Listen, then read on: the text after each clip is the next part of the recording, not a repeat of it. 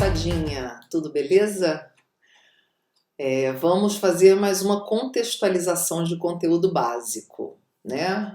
Hoje a gente vai contextualizar a microcirculação, mais precisamente as forças de Starling que atuam lá nos capilares da microcirculação. Então vamos lá. Então, os capilares, gente, são os vasos sanguíneos mais finos do corpo, com parede ultra fina, e eles são assim justamente para facilitar a troca de moléculas entre sangue e o espaço extravascular, quer dizer, o que está para fora dele, que na maioria das vezes é espaço intersticial, que é aquele espaço que está no tecido, que banha as células do tecido. Então os vasos sanguíneos passam por dentro do tecido e o capilar está na intimidade do tecido.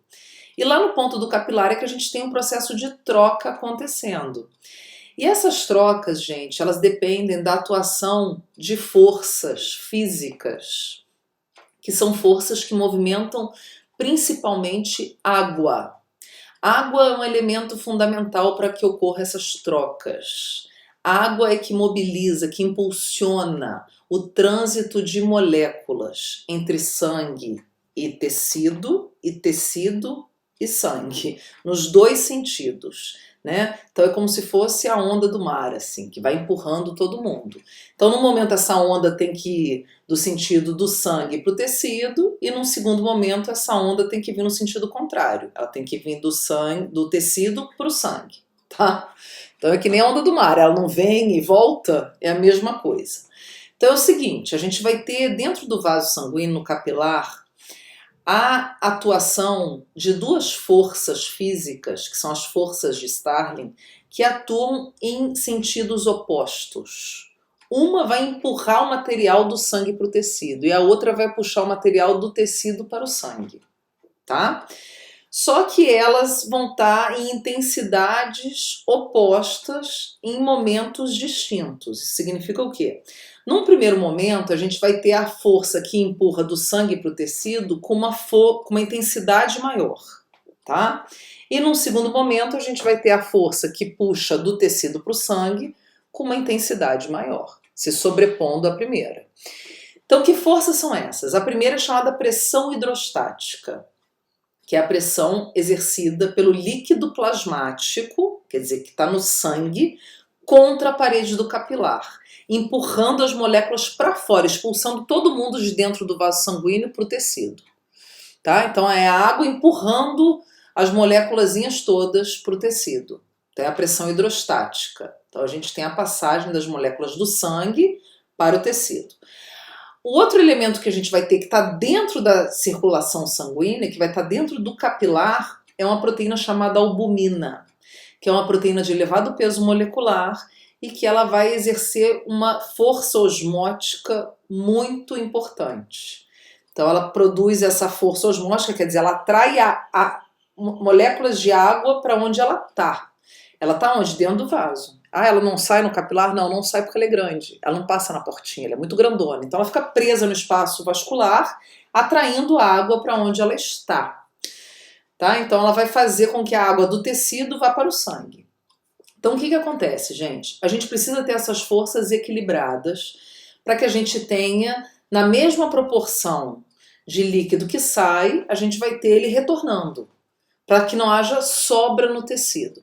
É claro que o retorno é o mais difícil, e aí por isso a gente conta com a ajuda de um amiguinho que fica ali bem próximo, que são os capilares linfáticos. O sistema linfático vai dar aquela força, drenando 1/10 desse líquido, porque o sistema vascular, a vascularização sanguínea, vai fazer com que uma parte saia, mas não vai conseguir trazer tudo de volta, 100% ele não traz, então uma pequena parcela fica por conta do linfático, tá? Então a gente tem que ter essas forças equilibradas e o linfático trabalhando bem para não ter sobra de líquido no tecido. Quando a gente tem problemas com essas forças, o que vai acontecer? A gente tem acúmulo de líquido no tecido. Líquido da onde? Líquido do plasma, que extravasou e não voltou, não foi removido. É aquela onda que saiu só do sangue pro tecido. A gente não teve a onda voltando. E aí esse líquido vai ficar preso lá no tecido.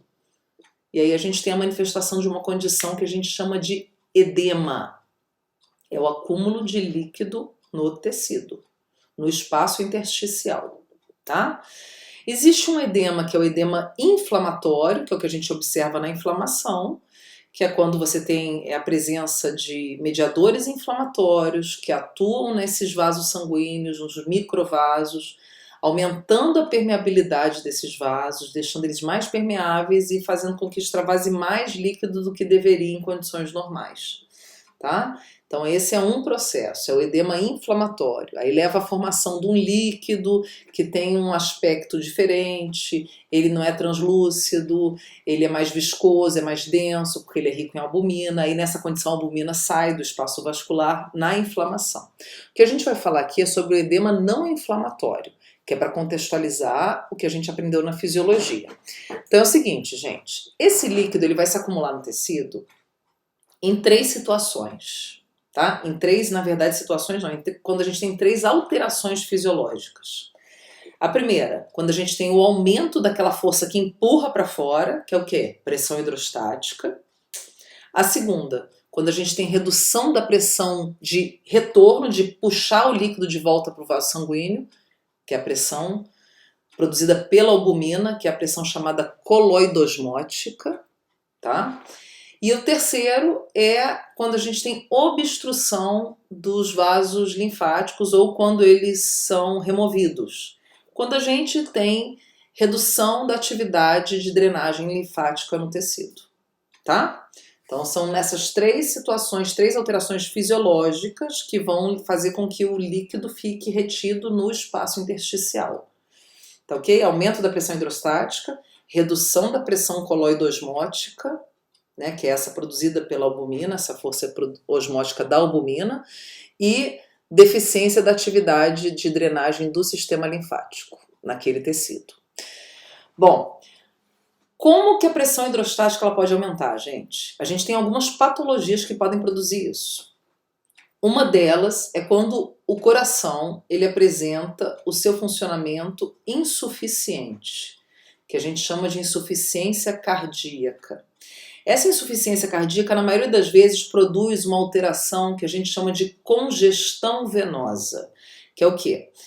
Se o coração ele está bombeando sangue mais devagar, quer dizer, ele está com uma força de contração reduzida, ele está com um inotropismo diminuído, o que acontece? O sangue que está chegando das veias, o coração não está dando vazão, tacando esse sangue para frente, para o sistema arterial.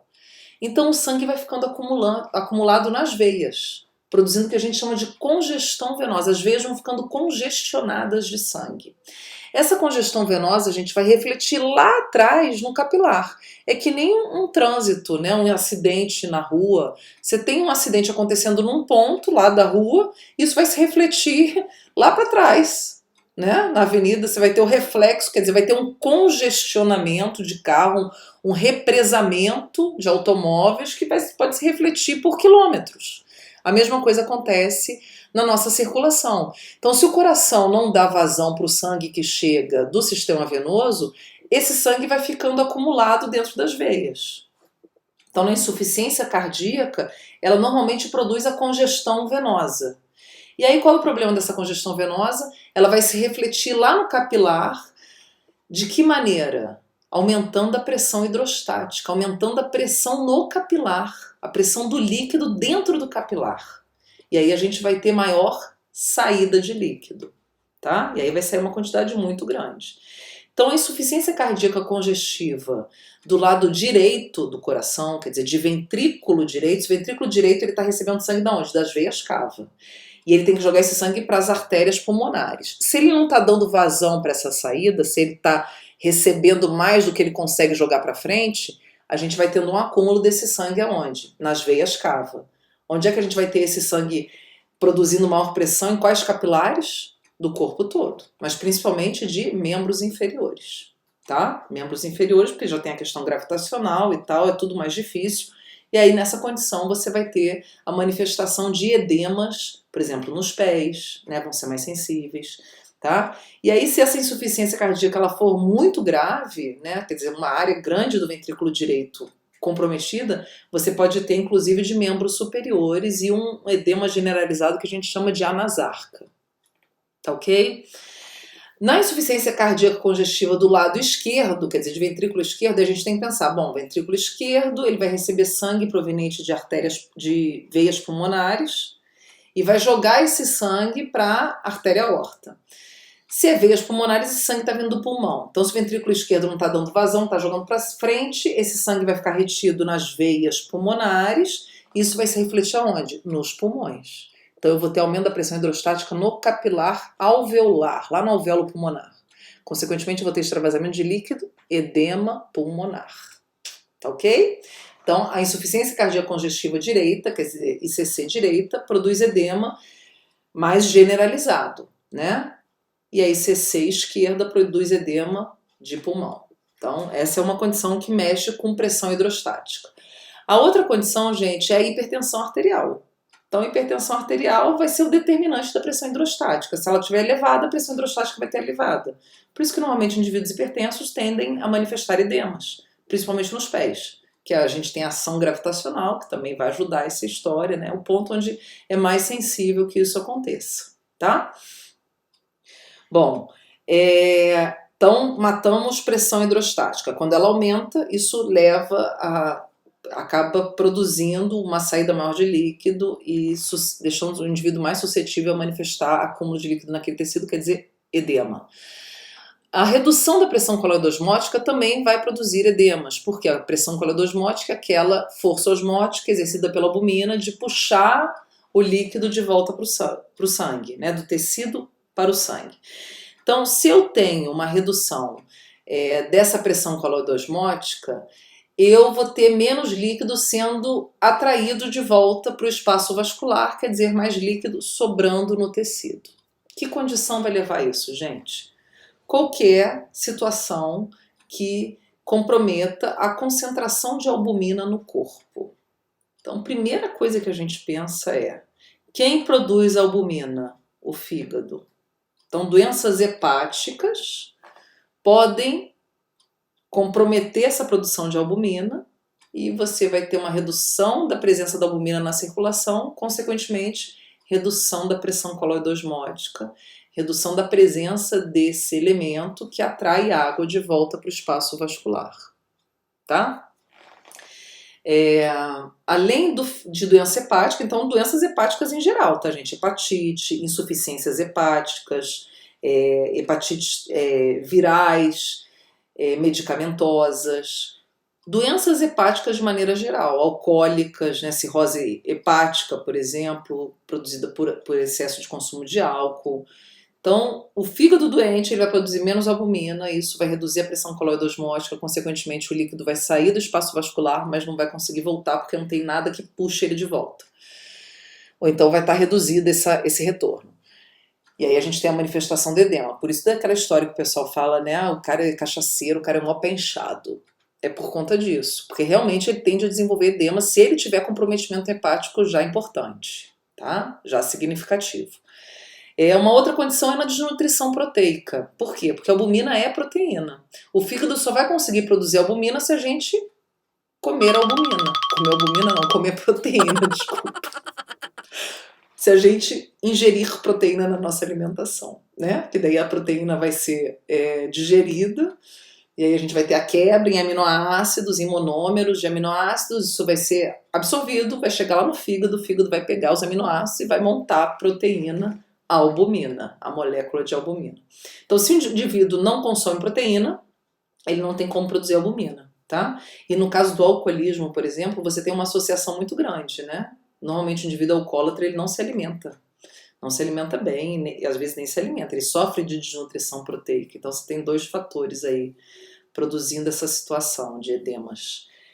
E numa terceira situação, então uma é doença hepática, outra é desnutrição proteica, e na terceira a gente tem a situação do indivíduo perder albumina na urina, que a gente chama de albuminúria, tá? Então algumas doenças o indivíduo pode manifestar essa perda de albumina através da urina, quer dizer, ele está excretando albumina do corpo. Diabetes, você tem situações de albuminúria, tá? Quando é uma diabetes descontrolada, descompensada. E aí a pessoa vai apresentar essa queda da pressão coloidosmótica e edema. E em situações de inflamação do glomérulo, que é o capilar renal, onde acontece o processo de filtração do sangue, que a gente chama de glomerulonefrite. Lá a gente tem também saída de albumina por conta de inflamação, então aumenta a permeabilidade do vaso e a albumina consegue extravasar e parar na urina, levando à albuminúria. Tá ok, gente? Bom, então a gente falou de pressão hidrostática, quando ela está aumentada, leva edema. A redução da coloidosmótica, quando ela está diminuída, produz edema. E agora a questão do linfático. Então, qualquer comprometimento na drenagem linfática também vai levar a edema, porque a gente vai deixar de remover aquele 1/10 de líquido que sai do sangue e o linfático é que tem que dar conta de tirar. Então, de 1/10 em 1/10, gente, esse líquido vai ficando preso ali e vai produzindo um edema, tá? Então a gente tem, por exemplo, a situação mais emblemática que você observa bem o edema produzido por comprometimento de sistema linfático é naquela doença que todo mundo conhece como elefantíase, que é uma doença infecciosa, né? É produzida por um protozoário que é transmitido por um mosquito, né? Para variar, o mosquito sempre transmitindo essas coisas terríveis, e uma delas é a elefantíase, né? Que essa doença vai se manifestar pela inoculação de um protozoário chamado de filária, né? Tanto é que a doença também é chamada de filariose. E aí essa filária, normalmente o mosquito ele voa abaixo, então ele tende a picar mais os membros inferiores. E ali ele joga a filária, e a filária ela tem uma atração pelo sistema linfático. Esse protozoário ele se aloja dentro dos capilares linfáticos. O que acontece? Ele vai produzir uma pressão maior dentro do linfático, e aí a gente não vai conseguir ter o líquido saindo do tecido e indo para dentro do linfático, e esse líquido fica retido lá. E aí a pessoa vai desenvolvendo aquele edema de perna, vai ficando com a perna grandona, que dizem que parece perna de elefante, por isso que é chamada elefantíase, né?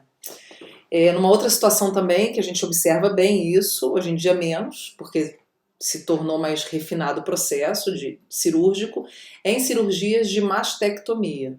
Então a remoção da mama das mulheres, quando elas têm câncer de mama, muitas vezes requer a remoção total da mama para se retirar todas as células cancerígenas e tal. E aí a gente sabe que as células cancerosas, elas tendem a sair daquele local onde elas começaram a crescer e ir para um outro tecido, que é um processo que a gente chama de metástase, quando o câncer se espalha no corpo. E uma das vias de saída, de fuga, vamos dizer assim, dessa célula, por onde ela faz metástase, é através do sistema linfático, tá? Então aqui, por exemplo, se a mulher tem câncer de mama, essas células elas vão fugir para o sistema linfático e aí, através do linfático, ela ganhou o corpo todo, ela vai parar em qualquer outra parte.